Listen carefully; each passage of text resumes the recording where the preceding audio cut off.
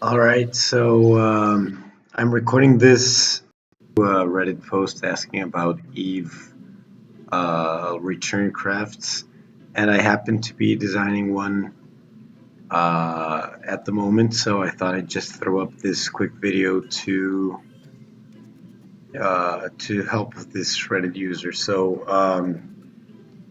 I'm recording this live and with my laptop microphone, so the quality will probably be pretty bad, but take that as you may.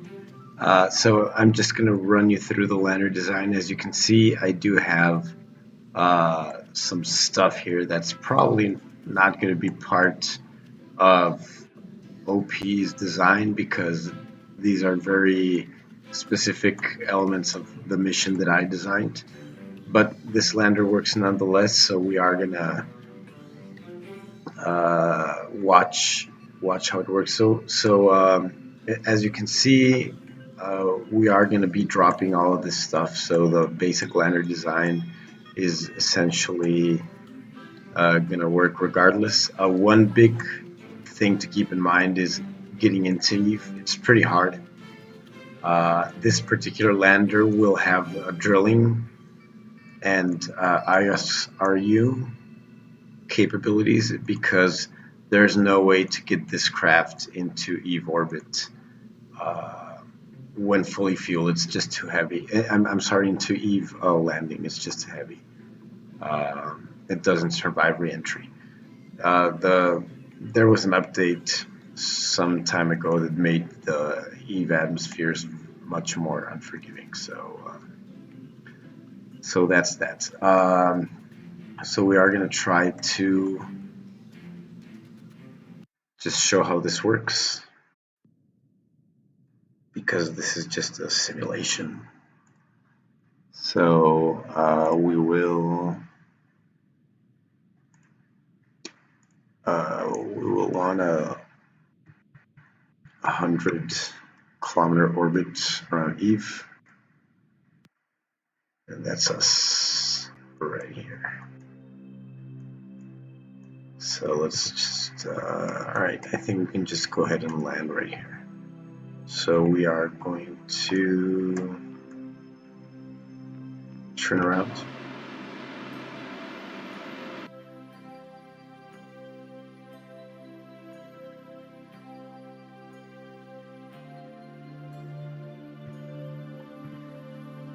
And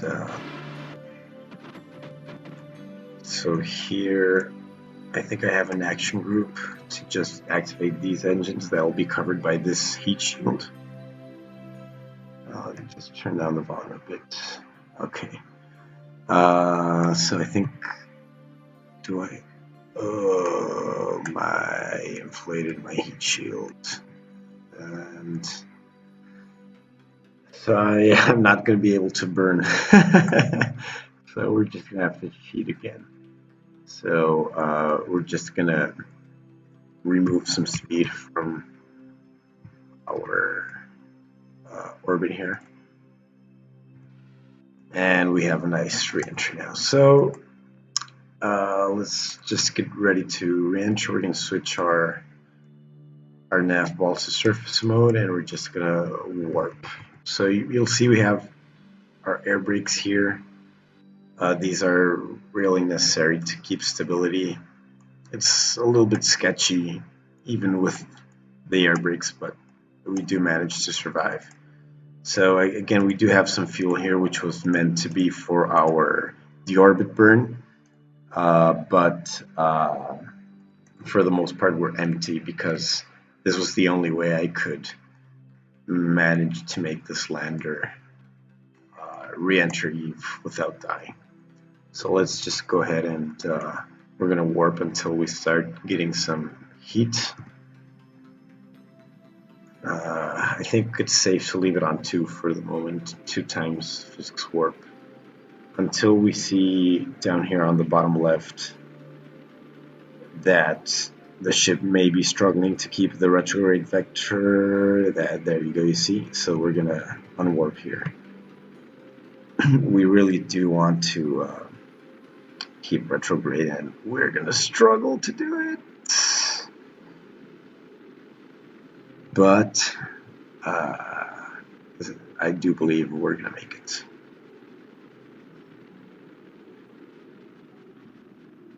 All right. So I think it's safe to warp a little bit more. Once again, we're just gonna go ahead and drop right down.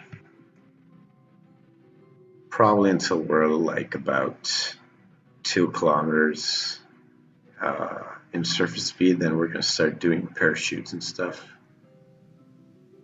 Surface altitude, I meant.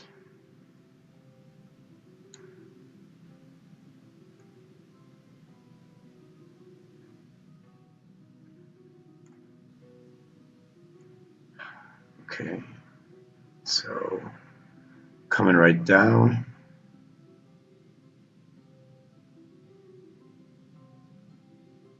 And we're nearing our 2 kilometers. So here we're going to deploy our first set of parachutes, or our only set of parachutes, I should say. And then, as I recall, because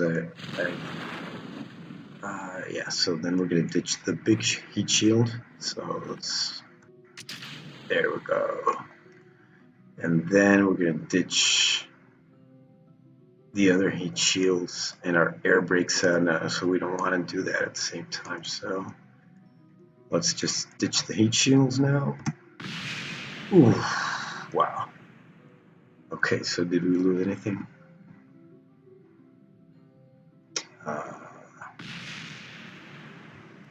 Okay. Heat shield clad into girder adapter, so that heat shield clad into heat shield, so that means that we only lost heat shields that we were ditching anyway.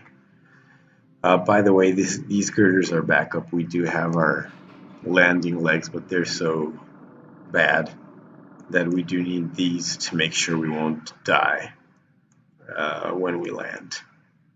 And so now I don't remember what my action group is to activate engines.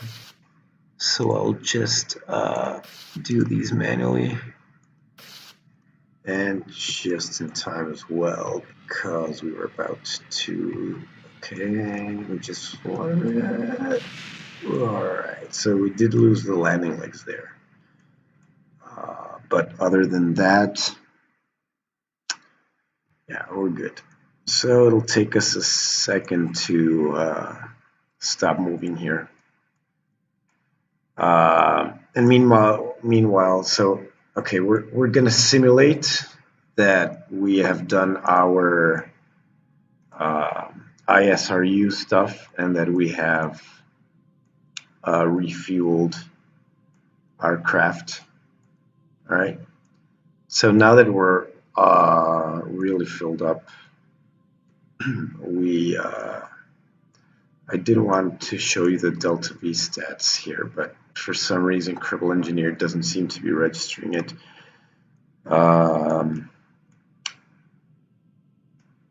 Okay, so we're going to shut down these engines. Maybe that's what's throwing it off. And we're just going to, yeah, that's not really helping. It shows us as having 3,000 Delta V, but as I recall, we do have like 12,000 Delta V, and that's a little bit overkill, actually. But we do need that. Or actually, we made a design choice to over-engineer this craft. So in the middle here, we have, these are the making history parts. So these tanks are only available if you have the expansion, and they're well worth it because they do make your life easier. Here we have the standard orange tanks painted white here. These are one of the large fuel tanks from the stock game. We do have here a Wolfhound engine, which is also from the expansion, but you can get away with using a Rhino here, or even a smaller engine, but the Wolfhound is ideal if you do have the expansion. And then we have a fuel tank here, and that leads us to this stage where we do have a where do you have it? Yeah, just a Terrier with some small fuel tanks that are tucked in here.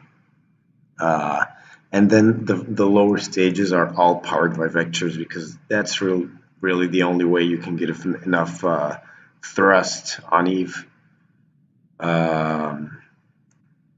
And well, yeah, that's the craft. So I've been waiting for this to stop sliding. Ooh, physics warp. Yeah, it didn't like that. Did we lose any engines? Wow. No. Okay. So at least we're stopped now. We were really lucky there. So now we will proceed. We're starting to scooch down the hill again. So we're just gonna take off here. So we're gonna ditch our air brakes, and then our parachutes, spent parachutes, and then we will get rid of our science facility and our habitation modules. And then we will okay, so when we are ready to lift off, at the same time we'll activate the first stage engines and we will ditch the landing struts. And Kerbal Engineer, for some reason, oh, that's why. Okay, so let's see, our staging is totally wrong. So yeah, all right. Okay, so that didn't help the delta V readings anyway. For some reason, it still says we have. Maybe that's because I cheated with the fuel. No, but it does seem to respond to that. I'm not sure what's going on here. Okay, yeah, maybe because this is defaults to surface mode because that's where we are, but our vacuum delta V. So, okay, so let's just check it here. So is it that on vessel? Vessel delta V total.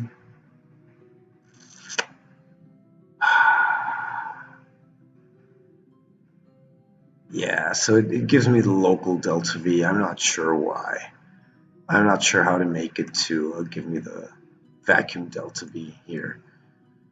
But anyway, we haven't more than enough to get into orbit here, so we're just going to go ahead and go for it. Okay, so we're going to throttle up and get ready to stage our engines and our struts to get rid of them. And this is pretty important. We do want to point radial out with surface mode at the beginning to make sure that we're ascending directly up. And these guys, they're going to gimbal us like crazy. So I still haven't been able to fine tune the gimbal here. We're going to have to make some adjustments in our control, turn on and off SAS and so forth to make sure that we do not lose control because of overcompensating by the gimbal of these engines. So I think we're pretty much ready. So here go. Okay, I'm going to quick save real quick. And we're going to just go for it. Here we go.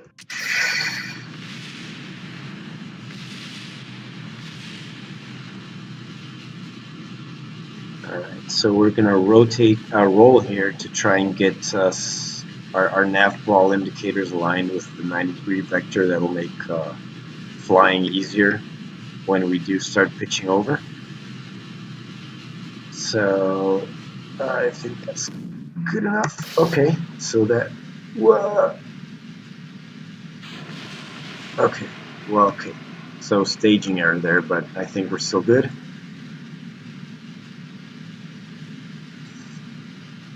So we're not as unstable as I thought we would be.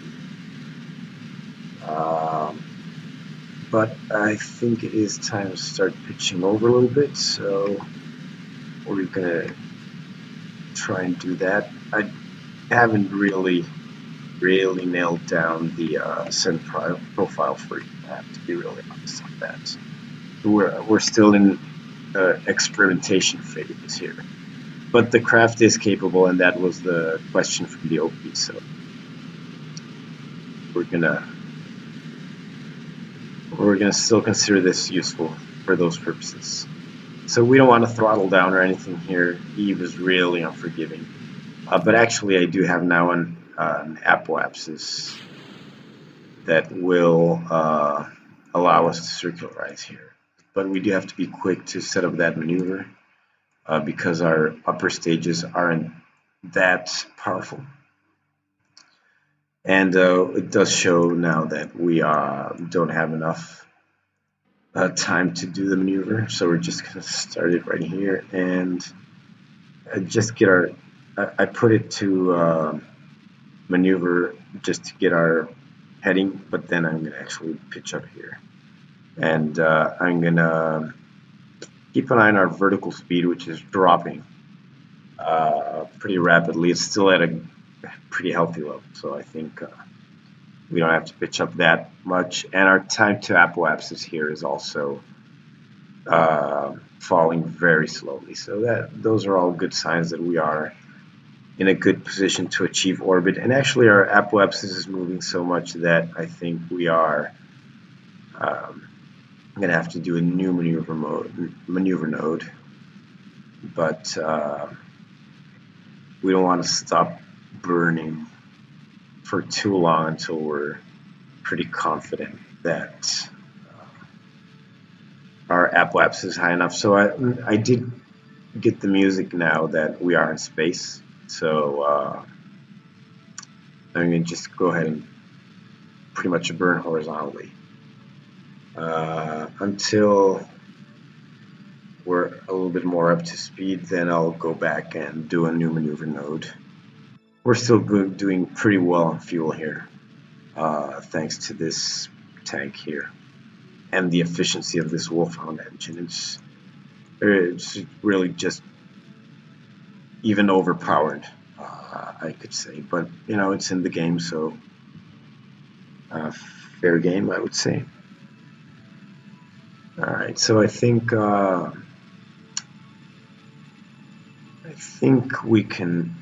we're safe enough here to do another node. We don't want to be that inefficient in our circularization. All right, so this is going to be a more standard burn where we are going to wait until we are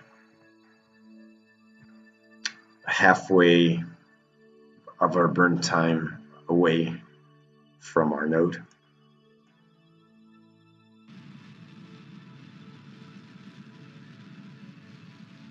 And it's happening.